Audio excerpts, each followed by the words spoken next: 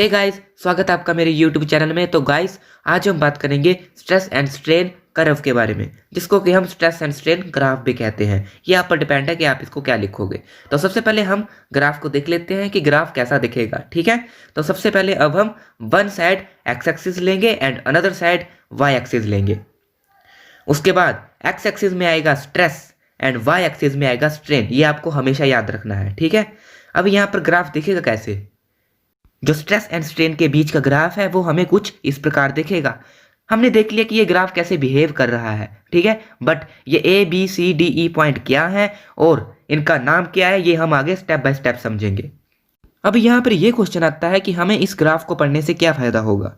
देखिए, ये खासकर इंजीनियरिंग के लिए है और किसी भी मटेरियल की स्ट्रेंथ जाननी हो तो आप इस ग्राफ्स के जरिए उस मटेरियल की स्ट्रेंथ जान सकते हो और ये भी जान सकते हो कि वो मटेरियल कितना वीक है। तो काफ़ी इंपॉर्टेंट है ये पढ़ना। तो सबसे पहले अब हमने रूफ बॉल ली, मतलब छत की दीवार ली और उससे हमने कनेक्ट कर दी एक वायर। हमने नीचे की ओर डिफॉर्मिंग फोर्स लगाई और हमने देखा कि जो वायर की लेंथ है वो डेल्टा एल लेंथ इंक्रीज हुई ओरिजिनल लेंथ एल से। अब साथ साथ में डायग्राम भी देखते रहिए। और जैसे ही हमने डिफॉर्मिंग फोर्स को हटाया तो जो ये हमारी वायर है ये अपनी ओरिजिनल शेप में वापस आ गई, जिसके कारण स्ट्रेस बराबर हो गई फोर्स अपॉन एरिया के, मतलब restoring force upon area of cross section के बराबर, और स्ट्रेन हो गई हमारे बराबर change in length upon original length के, डेल्टा एल अपॉन एल के। ये जस्ट हमने रिवाइज किया। अब हम देख लेते हैं कि ये जो हमारी डायग्राम है ये ग्राफ पर कैसे असर दिखाती है। हमें पता है कि वर्टिकली आती है स्ट्रेस और हॉरिजॉन्टली आती है स्ट्रेन।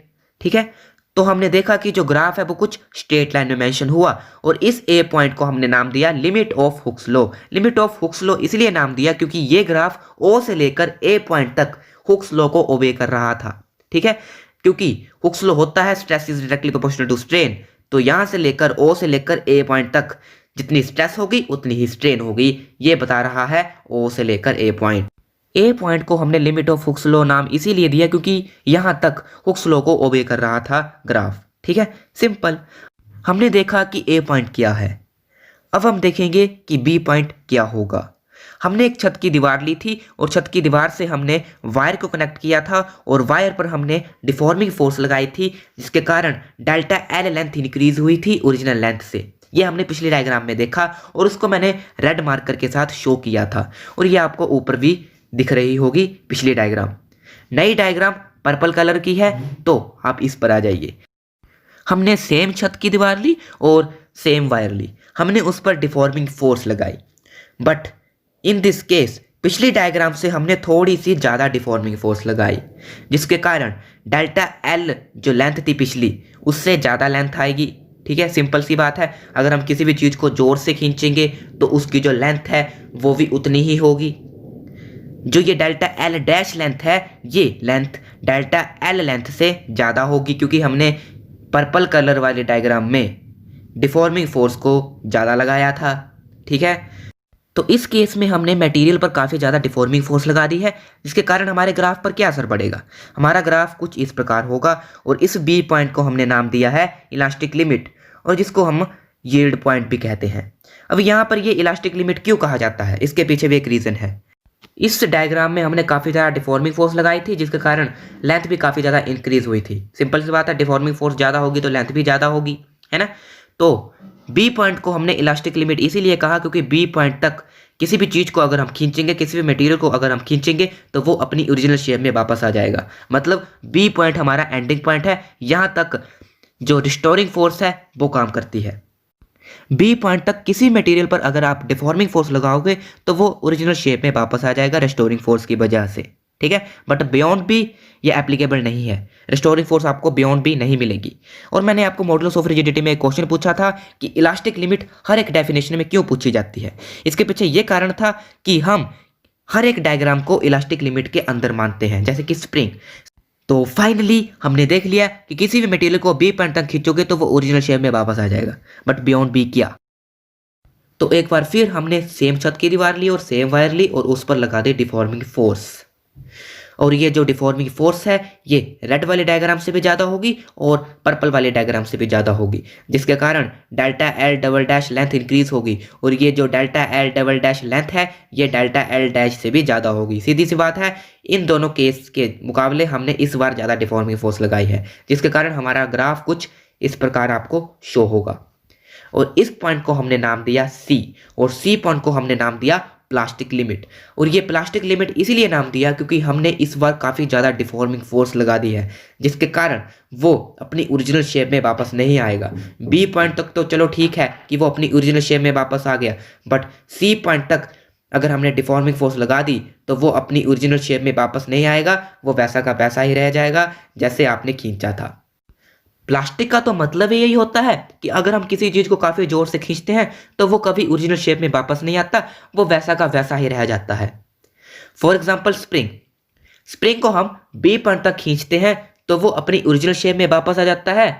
क्यों? क्योंकि वो with in the elastic limit है। बट वही स्प्रिंग को अगर हम C पॉइंट तक खींचेंगे तो वो कभी भी ओरिजिनल शेप में वापस नहीं आएगा, क्योंकि C पॉइंट है हमारा प्लास्टिक लिमिट। मतलब B से आगे अगर हम किसी भी चीज़ को खींचते हैं तो वो कभी ओरिजिनल शेप में वापस नहीं आएगा। जैसे कि O से B तक हमारा है elastic limit, but beyond B है हमारा प्लास्टिक लिमिट। मतलब O से B तक किसी भी चीज़ को खींचोगे तो वो वापस आ जाएगा, बट बियॉन्ड B किसी भी चीज़ को खींचोगे तो वो वापस नहीं आएगा, चाहे वो स्प्रिंग ही क्यों ना हो। ठीक है, तो हमने स्टेप बाय स्टेप देखा कि मटेरियल पर डिफॉर्मिंग फोर्स इंक्रीज करने से हमारे ग्राफ पर क्या प्रभाव पड़ रहा था। तो हमने सेम सिचुएशन फिर से ली, हमने सेम वायर पर हमने डिफॉर्मिंग फोर्स लगाई, but in this case deforming force हमने काफ़ी ज़्यादा लगाई है। डिफॉर्मिंग फोर्स इस बार हमने C पॉइंट से भी ज़्यादा लगाई हुई है। ठीक है, हमने देखा कि A पॉइंट पे जो डिफॉर्मिंग फोर्स थी वो B पॉइंट के मुकाबले कम थी, और B पॉइंट पर जो डिफॉर्मिंग फोर्स थी वो C पॉइंट के मुकाबले कम थी, और जो हमने C पॉइंट पर डिफॉर्मिंग फोर्स लगाई थी वो अब D पॉइंट के मुकाबले कम होगी। अब यहाँ पर वायर पर काफ़ी ज़्यादा डिफॉर्मिंग फोर्स लगाने के कारण डेल्टा L लेंथ इंक्रीज हुई, delta L triple dash length नाम दिया है मैंने इसको। ठीक है, जिसके कारण जो वायर की शेप है वो कुछ इस प्रकार हो गई।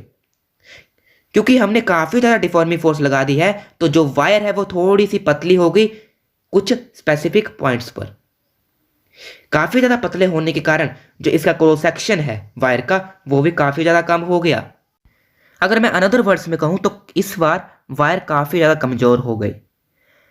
इस बार वायर अपनी ओरिजिनल शेप में कभी वापस नहीं आएगी, कभी भी वापस नहीं आ सकती। वैसे भी C पॉइंट तक भी कभी भी वापस नहीं आ सकती थी, बट D पॉइंट तक तो मैं कहूँ कि हरगिज़ नहीं आ सकती वापस।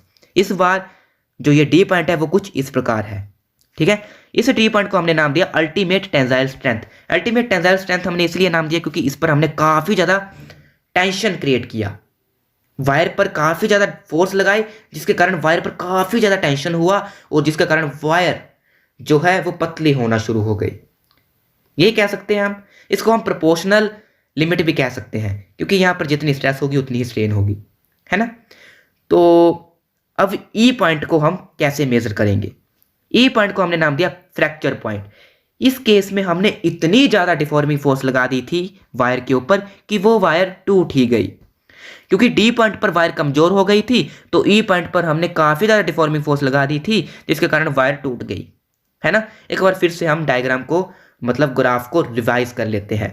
हमने O से A पॉइंट तक देखा कि अगर हम किसी भी मटेरियल पर डिफॉर्मिंग फोर्स लगाएंगे तो वो अपनी ओरिजिनल शेप में वापस आ जाएगा। मतलब O से लेकर A पॉइंट तक हम ये कह सकते हैं कि जितनी स्ट्रेस होगी उतनी ही स्ट्रेन होगी। O से लेकर B पॉइंट तक हम ये कह सकते हैं कि हम अगर किसी भी मटेरियल पर फोर्स लगाएंगे तो वो अपनी ओरिजिनल शेप में वापस आ जाएगा, क्योंकि O से लेकर B पॉइंट हमारा with in the elastic limit है। बट अगर हम O से लेकर C पॉइंट तक बात करेंगे तो अगर हम किसी भी पॉइंट को O से लेकर C पॉइंट तक खींचेंगे तो वो कभी भी ओरिजिनल शेप में वापस नहीं आएगा, वो वैसा का वैसा ही रह जाएगा।